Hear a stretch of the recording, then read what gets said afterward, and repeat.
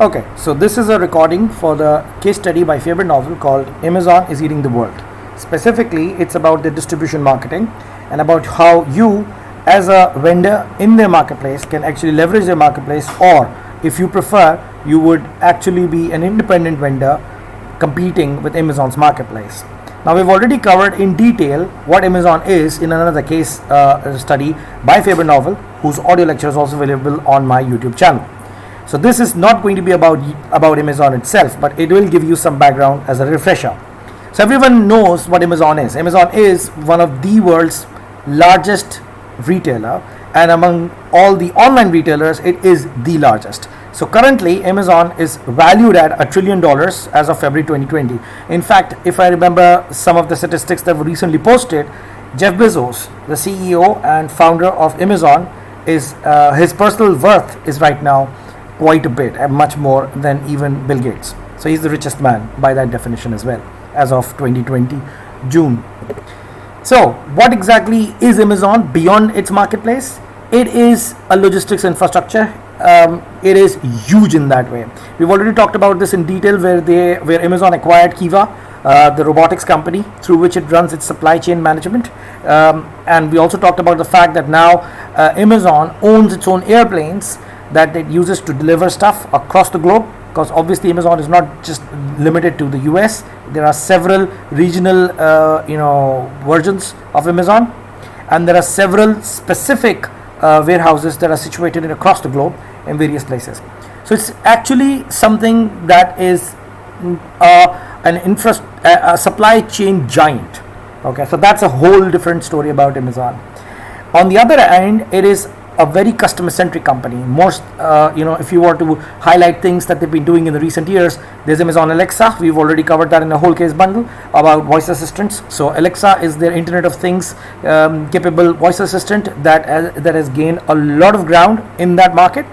Their Amazon Dash button is designed for the purposes of actually accessing the Amazon's Internet of Things services, so that it can be used to make quick orders. They've even gotten an Amazon Dash wand to help you make voice note messages through Amazon's Alexa, so that you could order specific things.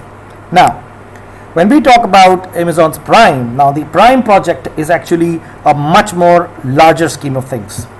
So when we talk about Amazon's Prime, it covers a lot of their membership programs for customers, which includes their streaming services, their data storage services, their several other discount services. It's a huge brand in itself. It includes even Kindle and Audible. Anyways, then there comes the B2B angle, and the business angle that Amazon has been marketing, where they actually create their own inventory of their own products that they have either asked other OEMs, which is original equipment manufacturers, to create, and then it brands them and sells them, and even Amazon Business, where it actually sells to other bigger businesses. So Amazon is not just a marketplace; it's a huge e-commerce ecosystem. It's a giant. We've already talked about this, as I said, in another entire case study. So what are the best-selling products? If you were to look at Amazon's marketplace, we need to first understand what are the best-selling products on Amazon. So the most sold product items can be categorized into different segments. So the consumer electronics are the most valued and most sold product segments, followed by home and kitchen and publishing, and then sports and outdoors. Now the fastest growing product segment, if you were to look at that, are luxury and beauty. Now you would not imagine a store that started off as a bookstore and then eventually became a retail store would be growing rapidly, or rather one would say exponentially, in the areas of luxury and pantry goods and even groceries and furniture. So that's an area that is growing rapidly on. So 47% year-on-year growth on luxury beauty items. Then what exactly does all of this actually mean for a vendor? Because remember, this case study is not about Amazon. It's about how a vendor, a seller of a product or a creator of a product can actually use Amazon's marketplace and leverage it. So that's what we're talking about here. So let's talk about an example. Let's talk about a very famous company that's now selling its products in Pakistan as well. That's Anchor. Now Anchor creates battery packs, or how you call them, power banks, adapters, wires, cables, wireless chargers, lots of equipment that is bought by a lot of Android users as well as iPhone users. So it's a Chinese company and it's an electronics company. Another one of its rivals is RAV Power. So these two companies are well known across the globe and they are now selling through Amazon. Now if you were to look at how it makes money through Amazon, we can see that it actually makes about 567 million of total sales in 2017 and its valuation is around $1 billion in 2017. So Anchor actually started as a very small company selling its products in 2011 on Amazon. And there was just a simple product page on Amazon through which it actually started doing this. More specifically, Stephen Yang, who's the CEO and founder of this company, started selling his products through Amazon's marketplace because he understood how the Amazon's marketplace actually worked. And Steve Yang very quickly became the company that Stephen Yang created, very quickly became the most well-reputed company on Amazon for battery packs and chargers and wireless chargers. Even in the case of say Apple products, the wires that Anchor sells are actually superior to the ones that are a lot more superior to what Apple sells. So it is because of this particular start that Anchor had through Amazon's marketplace that it has become a world-renowned brand today.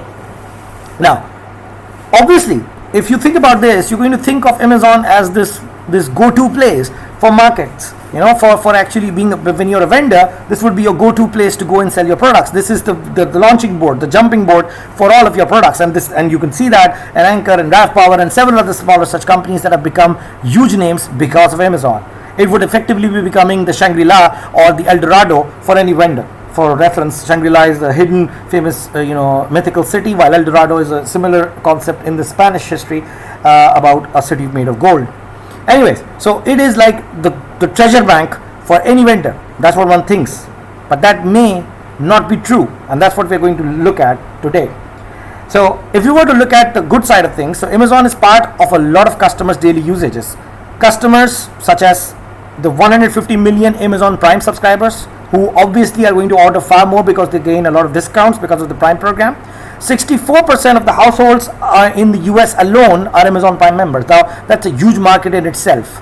55% of the product research that actually starts at Amazon. So you can only imagine that if you were a seller, a small vendor, and if you are going to market on Amazon, you're going to have access to this market, and that's just the US alone. Even if people were just using Amazon as a window shopping avenue, even then you gain a lot of brand awareness and consideration because of being on Amazon. So that alone is a huge plus. So there are several small and medium enterprises that are actually working through Amazon. So an estimate says that about 300,000 new SMEs have started to sell since 2017 alone through Amazon. 40 million of the products that were sold by these SMEs during Prime Day in 2017 was a 60% year-on-year growth from 2016 Prime Day. Prime Day is Amazon's celebrated day for sales. 140,000 SMEs made more than $100,000 of total sales through Amazon in 2017 alone. That is a huge number. So you can imagine how awesome it is for a small medium enterprise, a small vendor to sell through Amazon. But obviously, not everything's rosy, not everything's pretty. There's a flip side to the coin. And that can happen because it happened to Toys R Us. Toys R Us, we've already talked about this entire incident when discussing about Amazon in the other case discussion when we had about Amazon in Amazon's Faber novel case study in a separate audio recording, which was discussed in Amazon The Hidden Empire.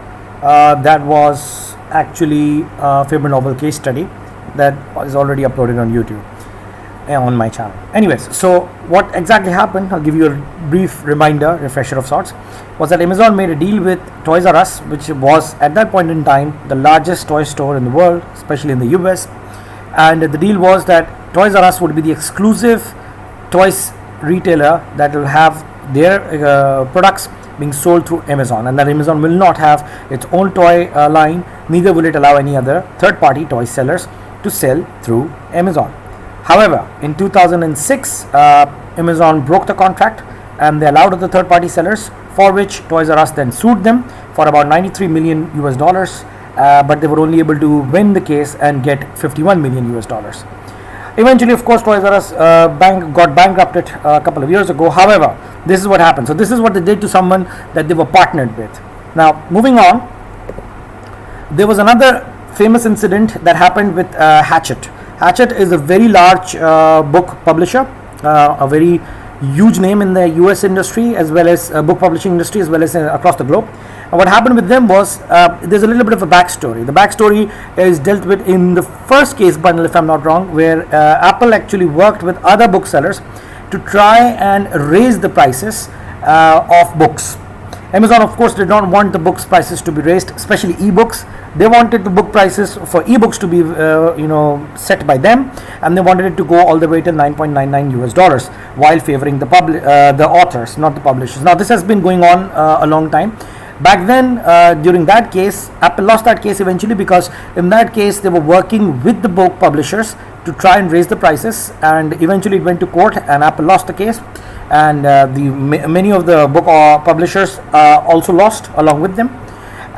Later on, Hachette and Amazon's issue was raised because Amazon wanted to bring the ebook prices down. Now, the reason that Amazon believed that this was right was because ebooks, unlike physical books, cannot really be resold as physical objects or the digital products.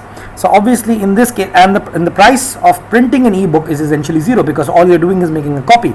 Plus the storage is cheaper because you don't have to have physical storage. There is no overprinting, there is no underprinting that you may lose demand and it'll be sitting around gathering holding costs. So none of these issues will happen. So in this scenario, obviously Amazon was quite right in trying to bring the price. However, Hachette, which is a publishing group, believed that this was going to be a problem. This was going to be a huge problem because eventually then Hachette believed that Amazon would be able to control practically everything.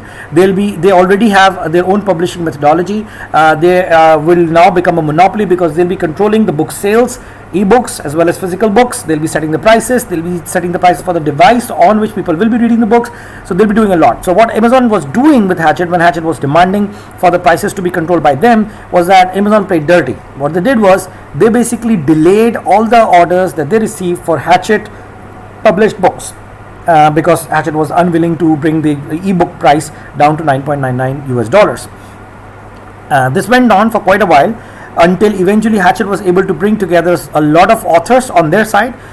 It was called the Authors United Front, and the authors, there were loads of them, lots of famous ones including Stephen King, James Patterson, and several others. So around 100, I think the number was around 900 at its height, and then it reached even higher further during the case proceedings. But the authors were able to convince Amazon not to do this. Eventually Amazon then decided that the prices would be allowed to be set by Hachette, and whenever Hachette would have lower prices, Amazon would give more benefits to Hachette. They will allow the books to be sold of Hachettes at the prices that Hachette decides. But however, it will give a larger profit margin to Hachette as well as to the authors if the prices were brought lower or around $9.99. Now this is of course debatable whether Amazon was right in this front or Hachette was, but in the long term, if you think about it, this was good for ebook readers, because obviously Amazon was right in one way when it said that the prices of such books should not be higher than physical books or even be close to the physical books, because obviously it does not include all the other kinds of prices. You cannot resell an ebook, you don't need to keep it somewhere holding any physical space, even if you're storing it or even if you have it in your own possession. So plus it does not deteriorate. There are several things, and Amazon obviously wanted this to happen. So obviously there are a lot of hidden costs that are no longer applicable in an ebook. Now on the other hand, Amazon believed that since obviously there is no need for such things, for such hidden costs, why exactly raise it to higher than $9.99?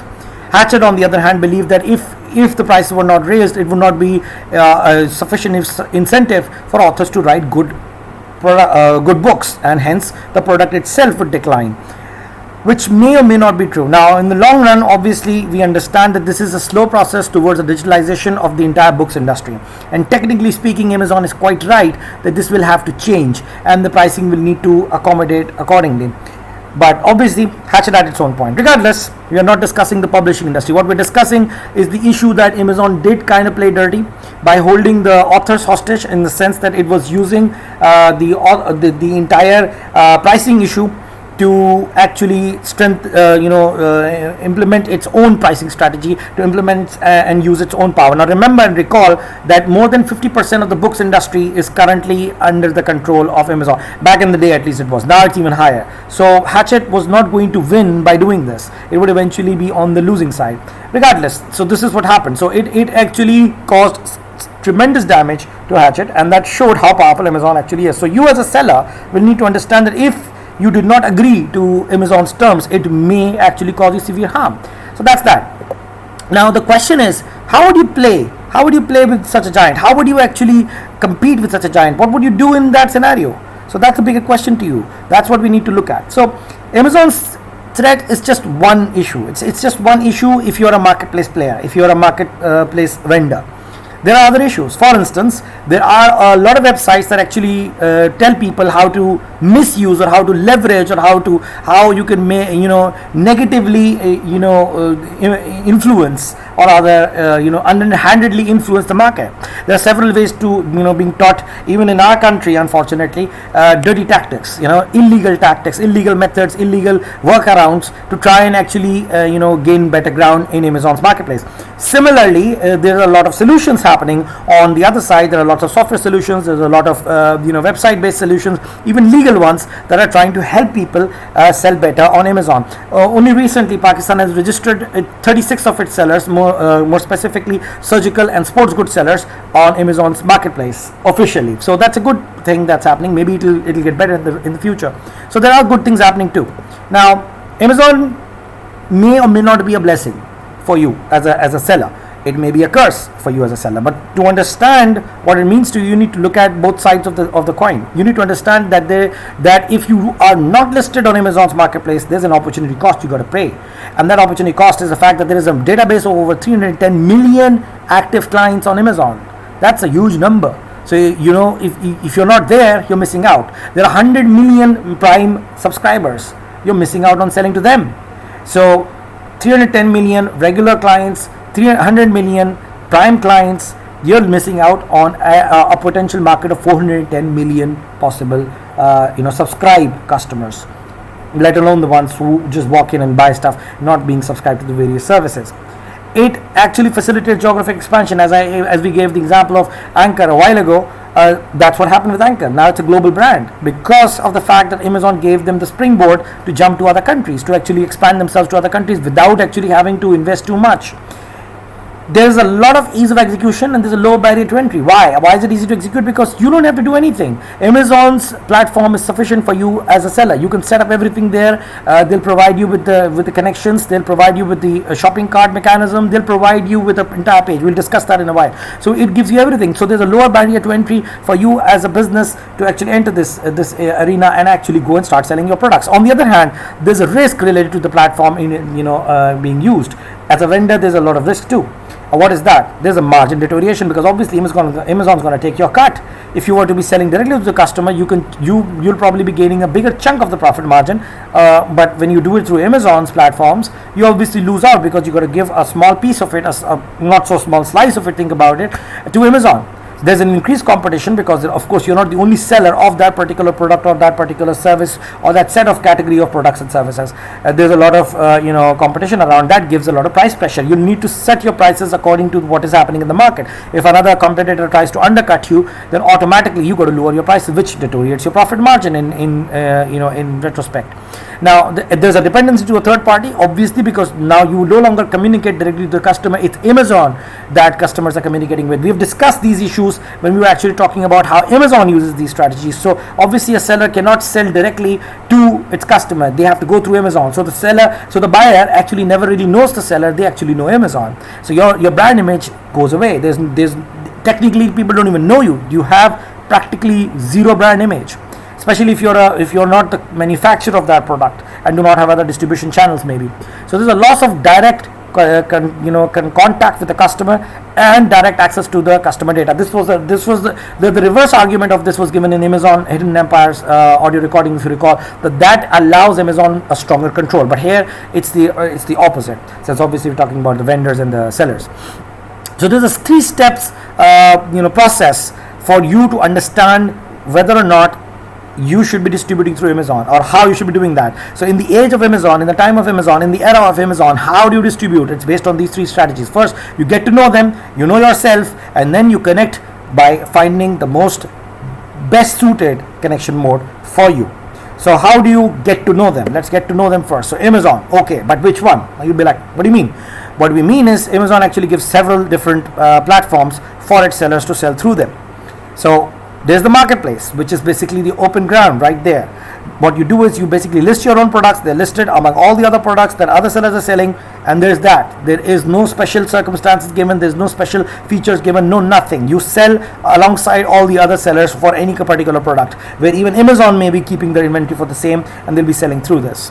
Then there are a lot of customizable platforms. For instance, there is the e-boutiques on Prime Now. Now, you could take an analogy and try to understand this as Taobao and Tmall. So if I were to go back to the previous slide, if the marketplace is like Taobao, then e-boutiques is like Tmall. So this gives you a specialized platform where you can actually set up your own shop and customize it for quite a degree. And this is angled specifically to Prime Now members. So this is more how shall we say, exclusive. On the other hand, if you're a big enough brand and you actually get your own storefront, you actually get your branded store on Amazon marketplace. And say for instance, the example given here is Levi's. We already talked about Anchor, RAV Power, several others. You'll notice you can actually see that by going to Amazon.com, searching for any product and clicking on the name of the manufacturer or the developer of that particular product. If you click on it, it'll usually show up as a branded storefront for that particular product and all the products that they're being sold by them on Amazon.com.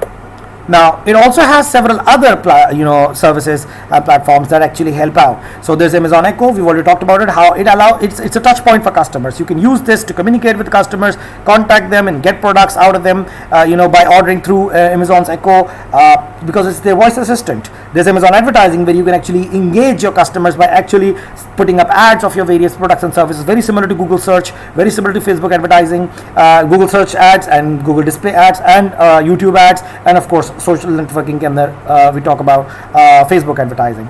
Now, if you want to talk about Amazon's fulfillment platform, that actually is their entire shipping and distribution platform. So you could even outsource the preparation and packaging and stuff, and Amazon does all of that too. Amazon Pay, that's their payment platform that allows you to actually make payments. So it's a mobile wallet as well as a payment platform through which customers can actually make payments through to Amazon's online store, as well as in their currently being experimented new retail physical stores that actually have no checkout counters.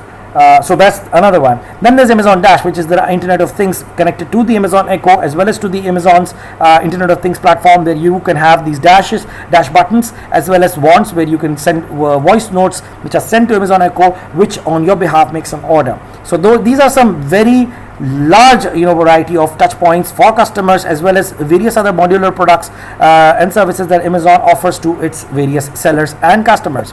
Now, how can you take advantage of these various things? You can take advantage of these things, say for instance like Amazon Pay. So there's an example given here of a company called All Saints that actually was able to reduce its checkout time by about 70 seconds, and that's a huge number. In the e-commerce industry, reducing your checkout time will improve the chances of a customer making an order. So what happened was, this company used Amazon Pay, which basically allows you to pay through Amazon Pay's mobile wallet and your desktop wallet, and that allowed customers to check out through it instead of having to fill all the details, instead of having to verify their credit cards, debit cards, and all that. They could do it through Amazon Pay. So the results were that All Saints was able to see a 24% increase of customers because the Pay solution actually helped them out. So there was a 15% increase in their average shopping cart. So they made a lot more money because of this, because it made it easier for customers to buy stuff and check out. So then the question too arises. Knowing yourself, now that you know what Amazon offers, now that we understand what Amazon's various platforms are, we need to understand what we as a vendor are offering. What is it that we have that we could then decide how we can leverage any of these or none of these Amazon offers. So what is my offer and what exactly is my value proposition for Amazon? For obviously we need to understand that if we are unable to offer something to Amazon, why would they allow us to be selling there? So we need to be able to answer both these questions. We need to offer what is it that I'm offering to the customers that Amazon would be interested in, what is it that I bring to Amazon's table so that they'd be willing to give me a chance. And that's what it is. So let's look at this. So let's look at how we can actually do this, the know yourself part. So if your value proposition is compatible with Amazon distribution, then you can think about it. So think about it. In the case of, say for example, Coca-Cola, now it's an emblematic product and a brand, which means that it's a very well recognized, well understood, strong brand. I mean, the brand image alone, the colors alone, the color design alone is sufficient to get you a lot of sweat. So if you were to look at how the distribution channel for this actually works, so Coca-Cola does not need to differentiate itself through its distribution strategy or even its customer relationship. They already have a very strong brand, and there are various ways in which they actually sell it. For instance, they sell it in grocery stores, they sell it in movie stores, movie cinemas. They actually combine and co-sell it along with burgers and other products. They actually sell it in coffee shops and coffee places. So there are various ways in which they are already doing the distribution. So if you're that strong, Amazon's not going to give you anything incremental. It's not going to give you anything that you don't already have. So let's look at an example furthermore.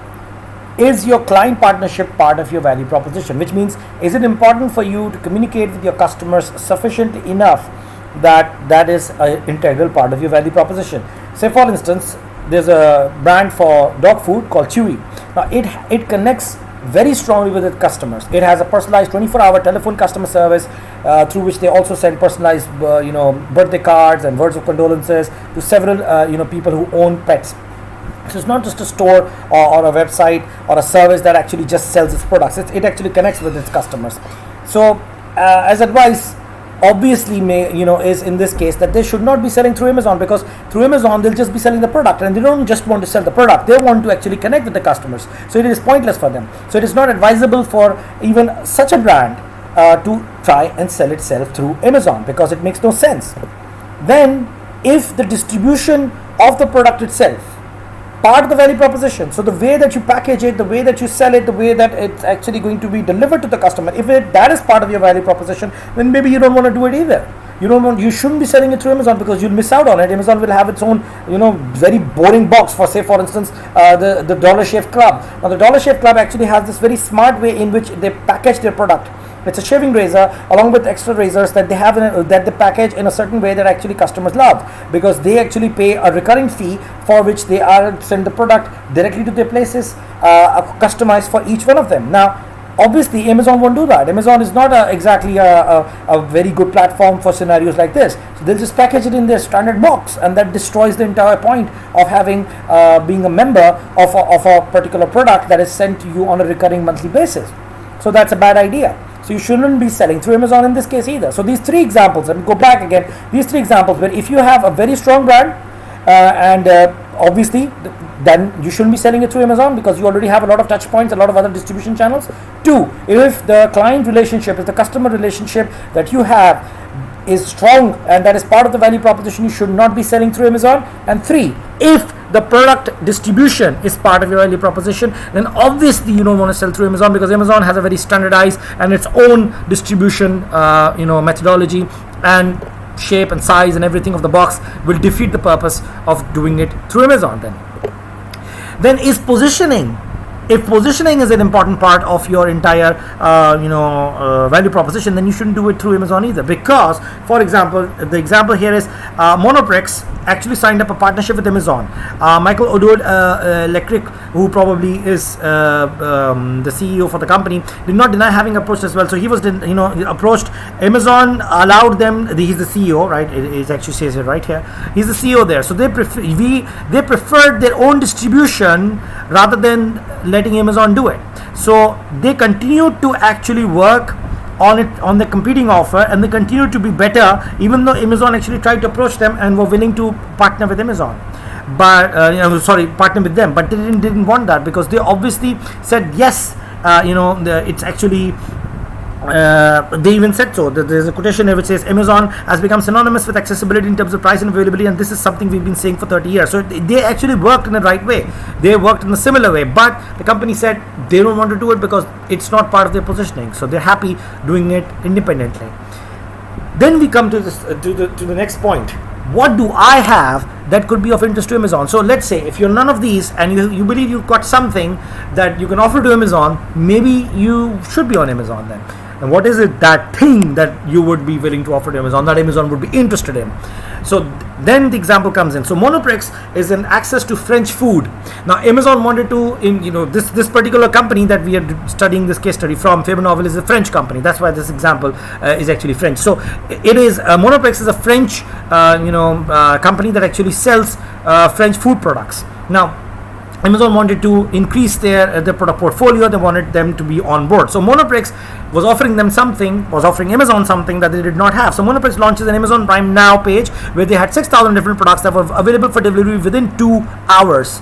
Within 2 hour time slots for Parisians, basically people who are living in Paris, right? So they were willing to offer them through Amazon Prime within 2 hours any food item out of their 6,000 food products portfolio.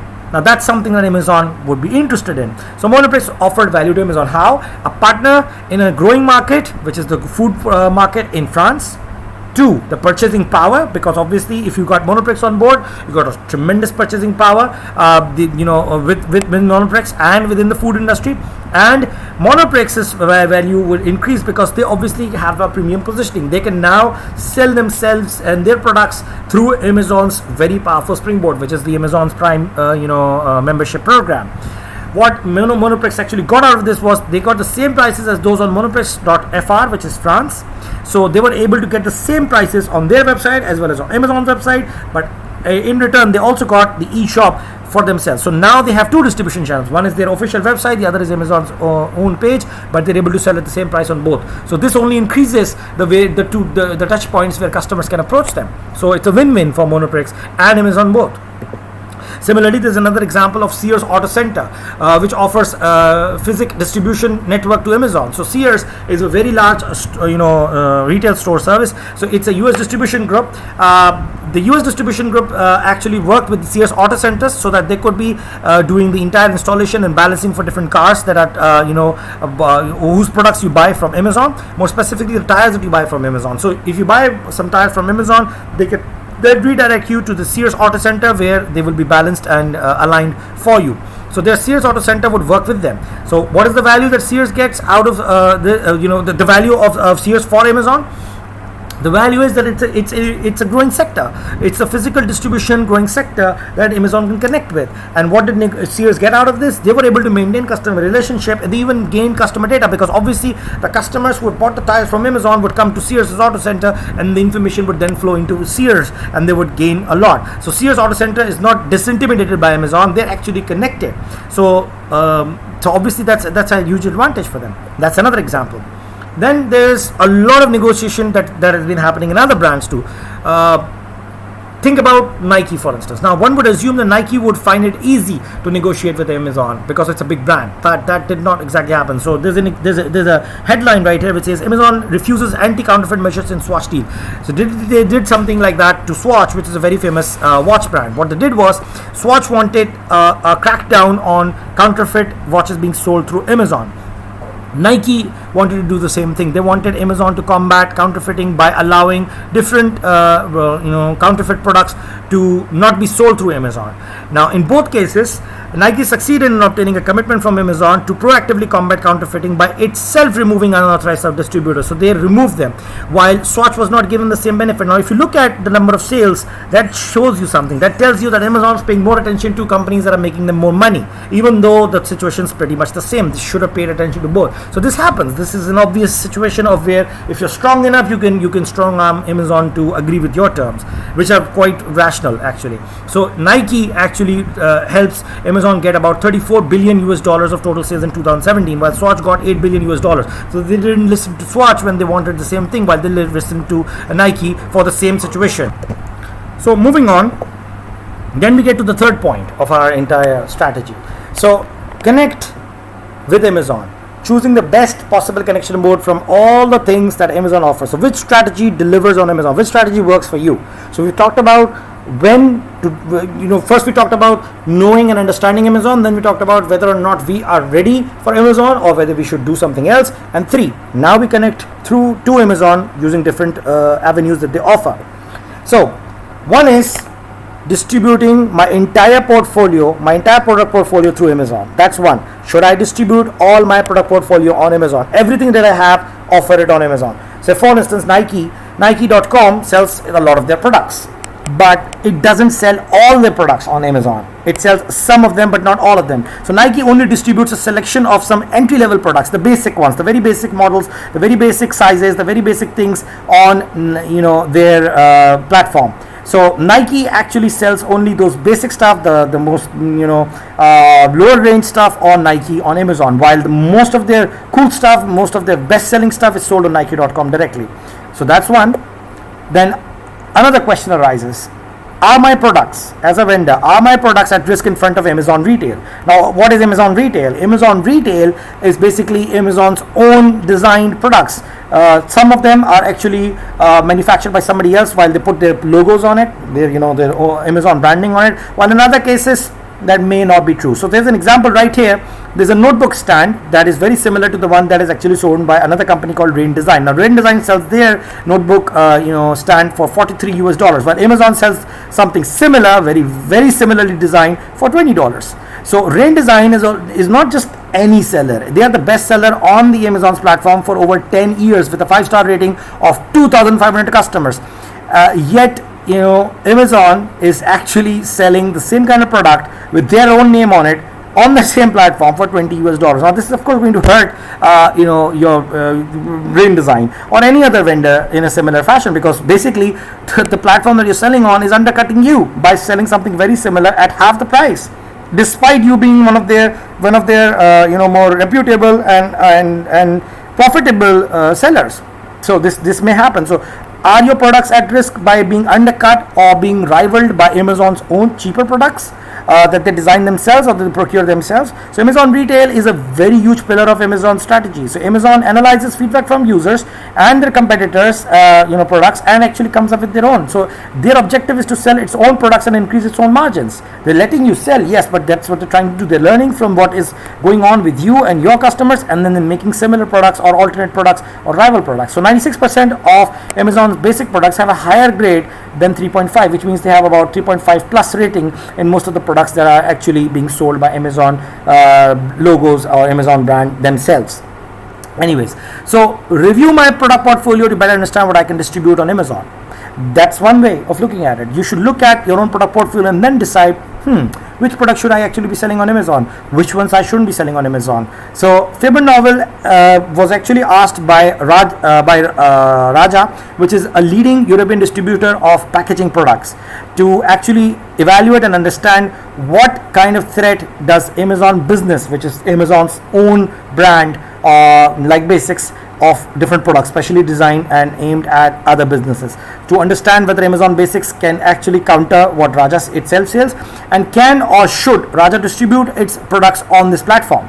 So they were being asked to do the same thing. To answer these questions, Faber Novel then worked with Raja on the redefinition of its own value proposition to understand what the value proposition of Raja is, which is between being a commodities distributor and logistics service provider. So this actually helped Raja understand that which of their activities and which of their products are more at risk and which are not. So Faber Novel helped them out. Faber Novel again is the company that created this case study that I'm actually evaluating for you. So then the question is, are my products already distributed on Amazon by third-party vendors? That's a bigger question too, isn't it? Think about it. Are the same kind of products or the very same products? I mean, for instance, if I'm a vendor, not a manufacturer, if I'm not an OEM, if I'm not an original equipment manufacturer of the products that I'm selling, what if somebody else is selling them? So is that the case? So there's an example right here about a company called LVMH. So LVMH refused to market its products on Amazon because it would degrade their brand image. They realized that if we sell on Amazon, we'll be considered as small sellers. So they didn't want to do it. So because it would degrade the brand image, however, some products were already offered on Amazon by third-party vendors. So other people are already buying those products at wholesale prices and then selling them on Amazon. So it was already being degraded. So why not market your product yourself and then control your brand image? So maybe it's a sensible idea. Maybe you should just do it yourself before somebody else does it and makes a mess of it or causes it more damage. So maybe you should do it yourself. Maybe that's a better idea, and maybe gain more of a margin, maybe control the whole brand image situation right there. Then another question is, only distribute on or co-create with Amazon? Should we just distribute our products on Amazon? Should we work with them and make something that we can sell exclusively on Amazon? Maybe some kind of products that you work on together with Amazon, then sell them on Amazon. Maybe that's one way. So in November 2017, Calvin Klein actually partnered with Amazon and created an exclusive collection that was only available on Amazon and in some pop-up stores in New York City and Los Angeles. So this created a unique experience because it actually offered in pop-up stores. The underwear that products that people bought there were customizable. The prices were adjusted in real time because obviously that was based on Amazon's site itself. The customer could see it by scanning the product's barcode, and the fitting rooms actually had Amazon Echo, where you could actually ask Alexa to control the light. So it was like a collaboration between Calvin Klein physical stores and Amazon's various products and services. So you could actually, the seller could control the prices, while they could actually talk to Amazon's Echo and change the lighting and the situation within the changing room to decide whether the clothes look good on them or would look good in a certain environment. So that's one way you could co-create with them. If you recall the 4 strategies that we've talked about multiple times in the Gaffonomics series of cases about how you could co-create or collaborate with a Gaffonomic giant instead of actually doing it alone, if competing head on. That is usually a better idea. So how can Amazon enrich my customer experience? So another thing that Amazon obviously is good at, is usually better at, is customer services. So can Amazon help me with that? Maybe I could leverage that instead of just co-creating with them. Maybe I could just leverage them for better customer service. So Volvo, the very famous car company, Volvo partnered with Amazon UK in the summer of 2018 to offer a better customer experience.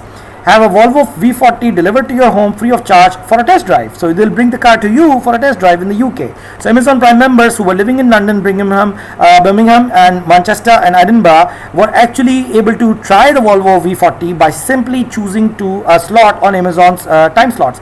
They would come in and you would get them. So the car is delivered to the front of the customer's home by a Volvo specialist, who then accompanies you for a 45-minute drive. So that's a nice way of getting your brand across and getting a customer touch point. That actually helped them quite a bit, and that's one way of enriching in the entire experience.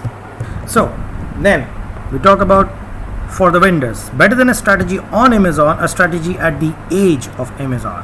So let's look at what does that mean. Instead of actually doing a strategy for selling on Amazon, why not prepare yourself for being a vendor in the time where Amazon is dominant as a separate vendor?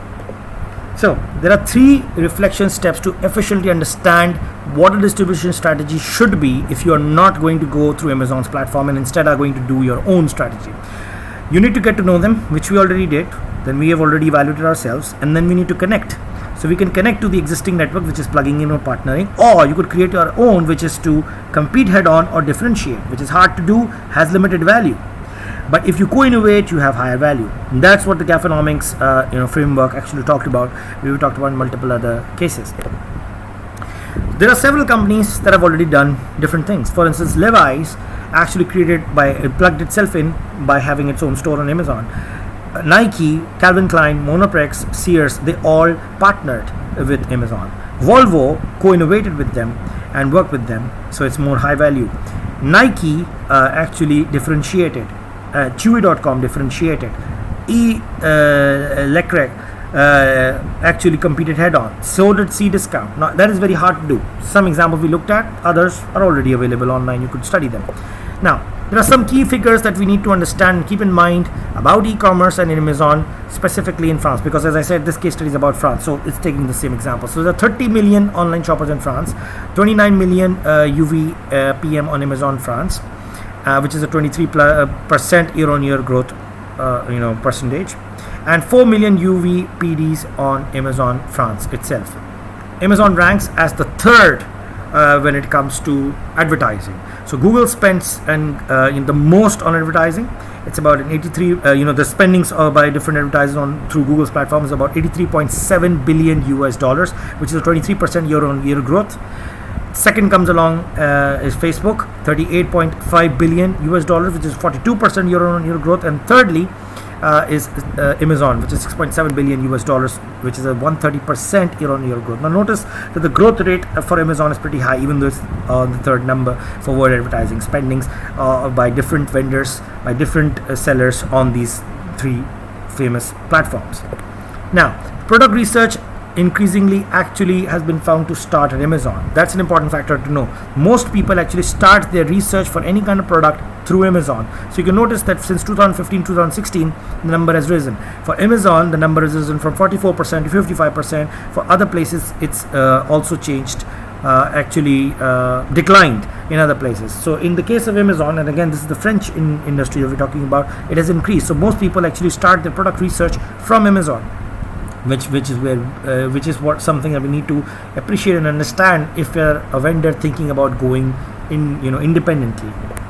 So Amazon does it only concern those selling on the platform? Not only those. So even if you're a vendor who's not selling through Amazon, you need to know about all of these things. You need to understand that there are two basic categories of vendors according to Amazon's own view of the industry at large. It sees vendors who are endemic vendors, which means vendors who are selling through Amazon, and then there are non-endemic vendors who are not selling through Amazon. So Amazon sees the world in these, when it comes to its business model for the marketplace and for other vendors, it sees it in these two categories. It sees endemic vendors and non-endemic vendors.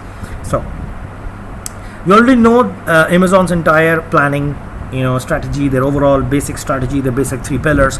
We know that it talks about selection, customer experience, more traffic, which results in more sellers, which also brings in more sellers to come in and increase the selection, and the cycle goes on. Within this, they have a lower cost structure because obviously they're growing, because they don't have to bother about it, because most people are selling it through them, and they don't need to have to worry about most of the things, and that brings in more lower prices, because the more the sellers, the lower the prices, because they're competing with each other.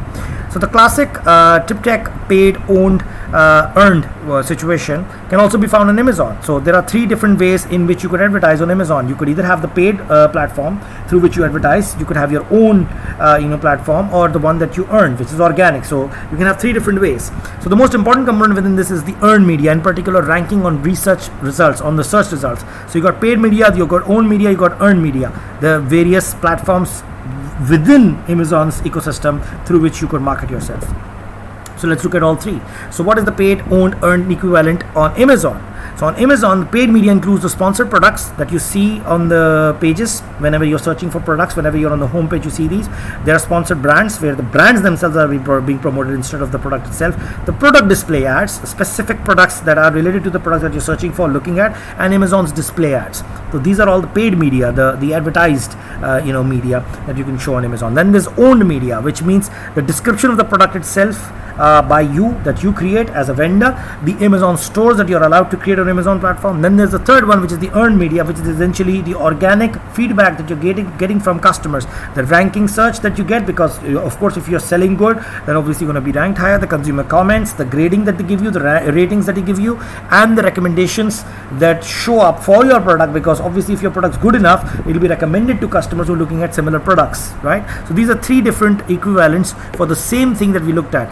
The TipTech famous model that we talk about is having these three different ways in which you can market your products. Now let's see how are these available levers available in Amazon, and how as a endemic or a non-endemic vendor we could leverage these. Now if you're an endemic vendor, which means you're selling through Amazon, you gain access to all three. You gain access to paid media, the owned media, and the earned media. But if you're a non-endemic vendor, you only get to have paid media. You can only advertise your products on Amazon, and there are two specific categories, but you don't have owned media because obviously you don't have your own Amazon store pages. Neither can you actually get any ratings or gradings or any kind of user comments, so you lose out on the remaining two. So that's something that you need to understand.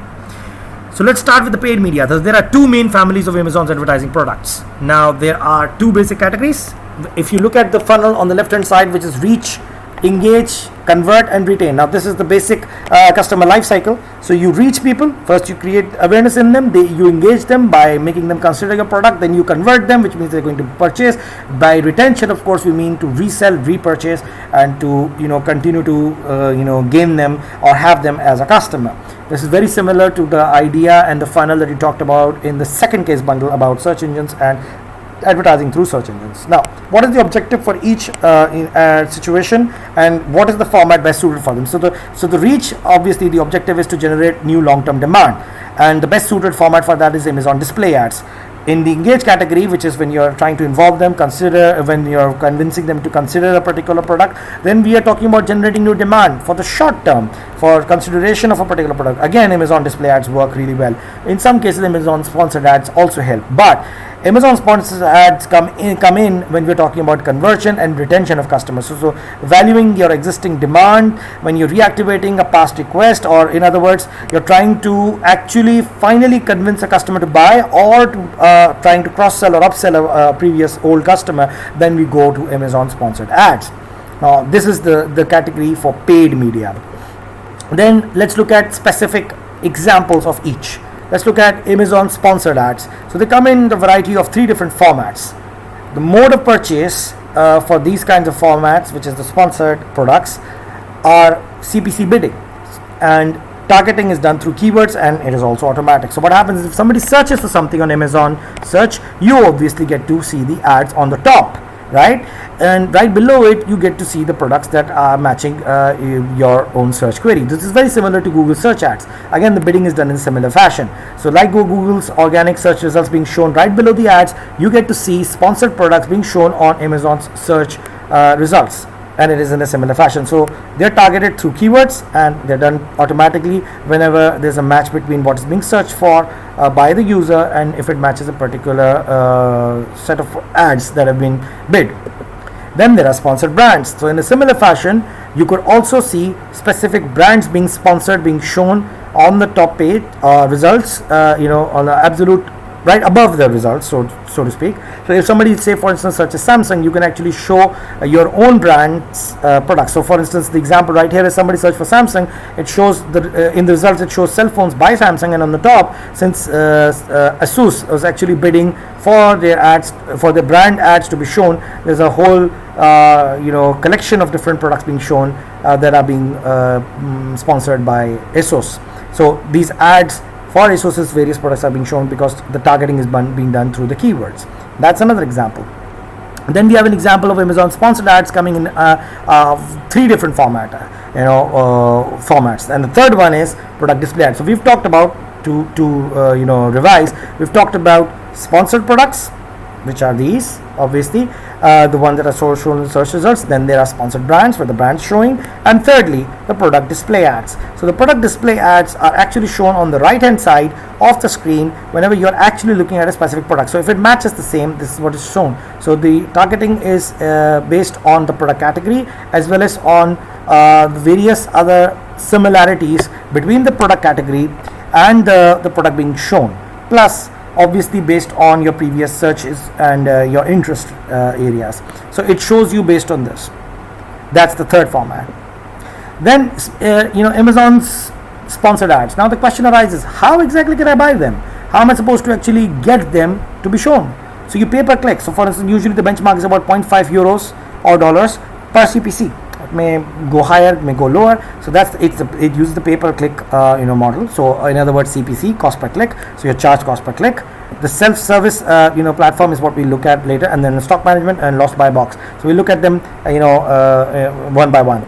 So anyways, so buy box, what exactly is it? So there's the buy box. You can get these ads in various ways. So let's look at the buy box. So whenever you're looking at, say for instance, a particular product, you see that it's being made, for instance, by a certain company. So it's, in this case, it's a face wash probably. So this particular product is being made by Garnier. So you can see that it says Garnier right here. So it actually shows you being it being sold by adding it to the cart or by other sellers. So the minute you open it up by the other sellers, you actually see a list of other sellers selling the same product for different prices right here. So this is the buy box. Now when you open up the buy box, you actually see the particular brand ad right there.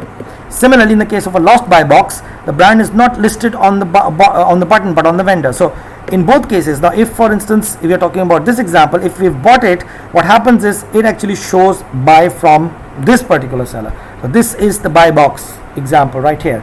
But if you want it, you could if you didn't pay for it, you would actually lose out on the buy box, because in this case it will actually tell you it's also available from these several sellers. So in the first case, if you get the benefit you get here is you actually get to see buy from Garnier, but in this case it only tells you, add to cart, and it's also being sold by others. So the brand is not listed on the button, but a vendor is listed. So this is the difference. In this case, the brand name's available, it actually shows right here, but in this case you actually see the vendor, the seller. So this is the difference between the two.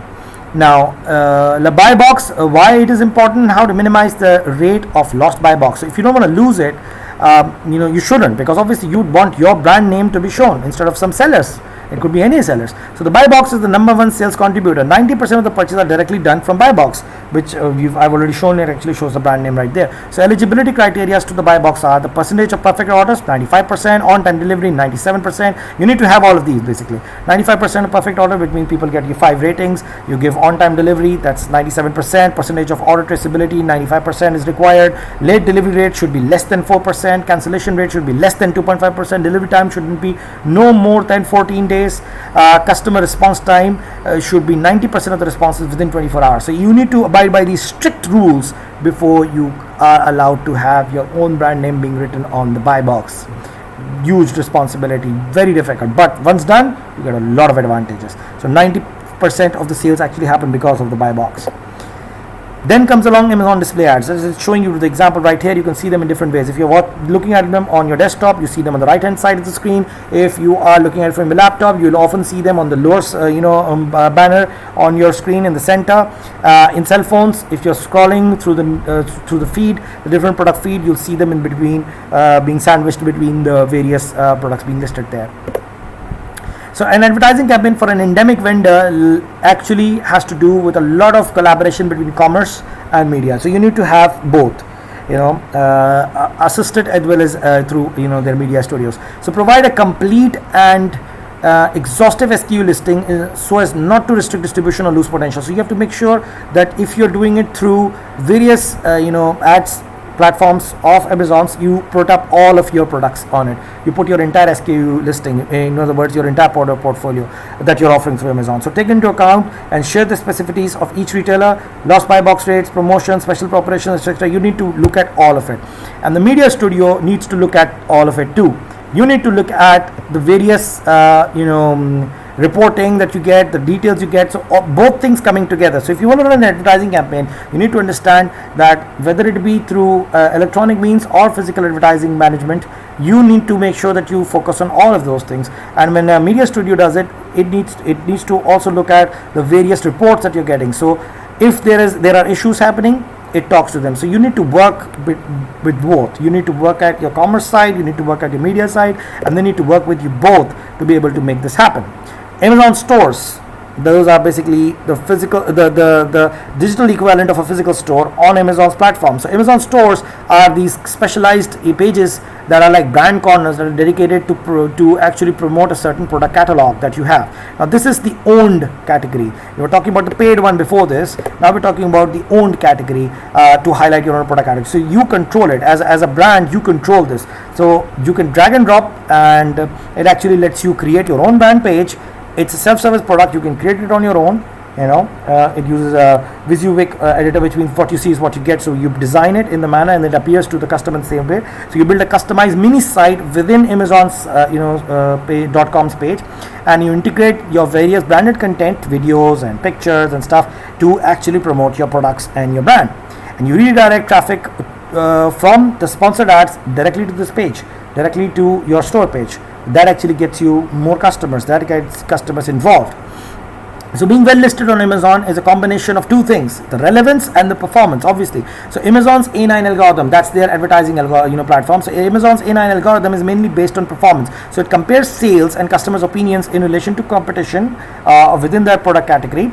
It is also based on the relevance of the product that you're trying to sell and the ad that would probably be shown. So there needs to be a linking between the two for any ads to be shown there or for your page to be promoted.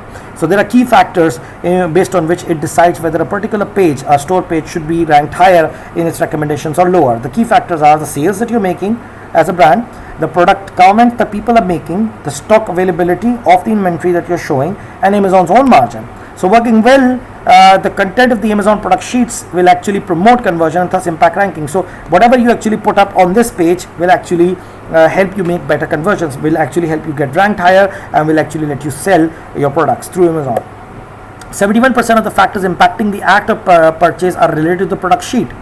This is actually very important. The product sheet is the detail that you put up about your product on your product page. So if you don't put that up, you're going to lose out 71% of the factors that actually are directly linked with making sales. So product information is very important. More images, detailed images are a plus point, and the comments, the positive comments that people give are a huge part of the content that helps you sell. There are other characteristics, pricing and brand colors, but notice that pricing and brand colors have a much lesser impact compared to product information and positive comments. Even positive comments actually is 2 points ahead of price, while additional images itself is only 5 points lower than the price itself. One would assume that only price is important, but that's not true. So this is the case. So external characteristics are important, but the content of the product page is far more important. So information you put in will help you make a sale, and this is again controlled by the vendor, not by Amazon. You put up the information there. So if you look at the product page that we're talking about, the product sheet, this is a product sheet. This is a good product sheet. So look at it. There are photos on the left hand side which can be clicked, and then this main picture right here actually will change accordingly based on the images you can see right here. There's a video here too if you play it. Then you obviously have a detailed title right here. You have the number written right here which says how many comments have been made, the ratings shown, obviously whether or not the stock is available, if it's in stock, if it's out of stock, the bullet points of the basic features of the product. So all of this contributes to these orange lines that are talking about product information, additional images, and positive comments. These will be the 71% of the factors of making a sale. That's very important. Now what's the anatomy of a good product sheet? Furthermore, so what is it? It's a precise and optimized pricing for your products. It's the highlight color choice in the description. For this case, this is the example of lipstick being sold on Amazon. So it's the bullet points given right here. So if you look at all of these, you will notice that it gives a much better anatomy of a product sheet. As an example right here. So this is an example of a quick a good product sheet. Anyways, so on the opposite, what's a bad product sheet? Now compare the two. Now in this one, the title is incomplete for the product. There's no mention of the quantity being sold, the format, the color, nothing. The bullets are uninformative. They're just information there. They have no real actual information for the customer. There are even links given for which product this is and sold by whom. So the description does not provide any additional information. This is a bad one. So compare the two. Now compare these two. This one's a good one, this one's a bad one. So there's an example right there of both of these. It's the same product, but the description and the product sheet changes. Which one would be recommended, which one won't be. So pages A+. Now this is another one of detailed product information methodology. Now, if you have a very detailed page of a particular product, it's a plus 9% of sales increase on an average, and plus 18% of views increase. So even if you're not selling it, you're still creating brand awareness. So good pages matter. Amazon's product sheet can also be a good thing, because once you're rated higher based on your product sheet, you would actually show up higher on Google searches as well. So think about it. If I am rated higher, this is an example of a particular phone being sold by Amazon, so on which is Galaxy J3. So Amazon's product sheet of it actually is ranked as the fourth result on Google search, while the first one is of course Samsung themselves. While on the other hand, on the Galaxy J5, Amazon product sheet ranks second behind brand website. So this is another example right there. So this one was probably a bad page, so it was ranked a little lower, but the better one was ranked higher.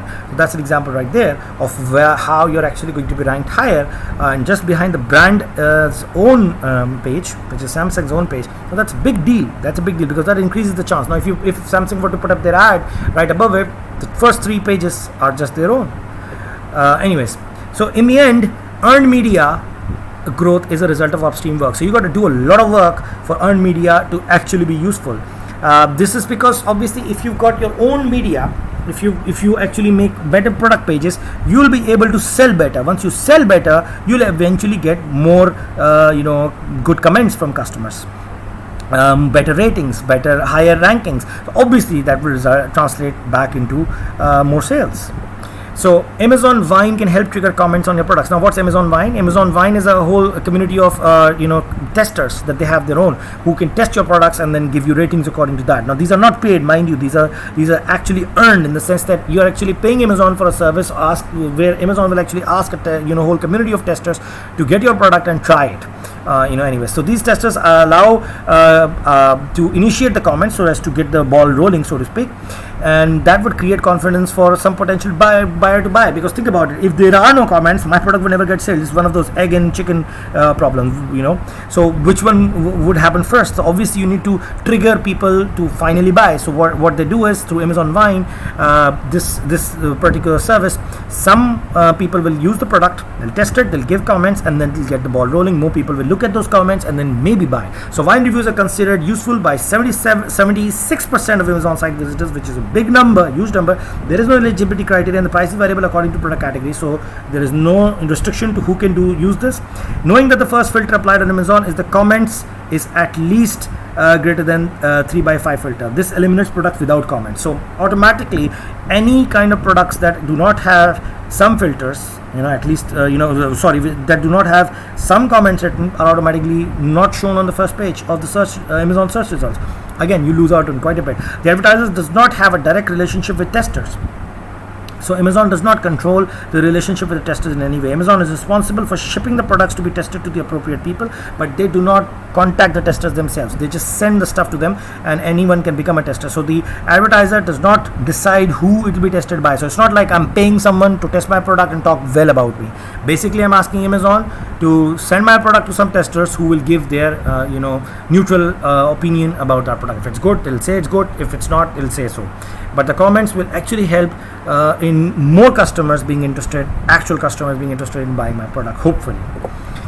So an example of that is a Nivea brush Pure Skin. So there's an example right there. So it actually says that the comment's been made by one of the Vine member testers. So it's actually written down there that this was actually reviewed by one of the members of the Vine program. Same thing for this one, same thing for this one, same thing for this one. So these detailed comments with a lot of videos and pictures actually helps other customers finally become brave enough to actually buy the product and give it a shot. So again, these are not controlled. So this is Amazon Vine. By the way, Vine as in grapevine, not as in the drinkable wine. Anyways, so pilot your Amazon sales performance with Ara, which is Amazon Retail Analytics. Now, Amazon also provides a whole web analytics type platform for their retail, vendors. So Ara actually measures the performance of the products sold on Amazon. In particular, two specific KPIs are measured, which are percentage of lost buy box, which is the number of pages viewed in the lost buy box divided by the number of pages viewed in total. So how many were actually viewed through the buy box that you lost out, and as compared to the total number of pages that were viewed of your page. And the second one is percentage replenishable out of stock, which is the number of out of stock page views. So whenever people saw your page and it was out of stock, divided by the total number of times your page was actually viewed. Amazon also actually integrates the product's demand projections, actually shows you forecast based on the total revenue data into Ara per product. So the other products looked at before purchase, that only is allowed for the Ara premium users, where they actually tell you the kind of products that people were looking at after which they looked at yours. So that can help you understand where exactly and what keywords you should be using to show ads for your products. So the product conversion rate and the volume of visits per page is not actually shown. So these two values are not shown, but the rest are. Advertising on Amazon is like the Paris 18 district, a place full of potential where to invest. So they've shown you some examples, of comparisons from 2017 to 2018, quarter 1 to quarter 3, where the comparison actually shows that yes, it's true that Google actually has a lot more spendings and revenues being generated through their advertising platform compared to say Facebook or Amazon, but the potential is rising. From quarter 1 2017 to quarter 18, it has already risen, so it's going to rise further. So then we come to the very last part, and the same question arises again, where to start. So depending on what type of vendor you are, there are two places for you to start. If you're an endemic vendor, which is if you're selling through Amazon, you should apply for brand registry if your products are sold on Amazon without your control. So you should go and tell them I'm the brand who owns these brands. I want to sell them. I want to register myself there. Then you carry out an Amazon presence audit where they check your content, your product category, your product sheets, everything, and then you start doing your actual sales through Amazon. So you anticipate the organizational aspect between the trade and marketing. You look at the various comparisons. If you're a non-endemic vendor, which is that you're not selling on Amazon, then you need to identify the criteria for targeting affinity with its products. So you need to understand who is your customer, what exactly are they interested in, and then focus on them. You launch a test campaign to benchmark whether the kind of numbers you're getting from by selling through Amazon versus other networks that you could potentially possibly use. That is what you need to do. That's the end of this case and its case analysis. I hope it was clear in understanding how exactly you should be using Faber Novel's cases, and specifically this one, which is the distribution advertising one, to be a better vendor in either through Amazon or in the age of Amazon. Thank you.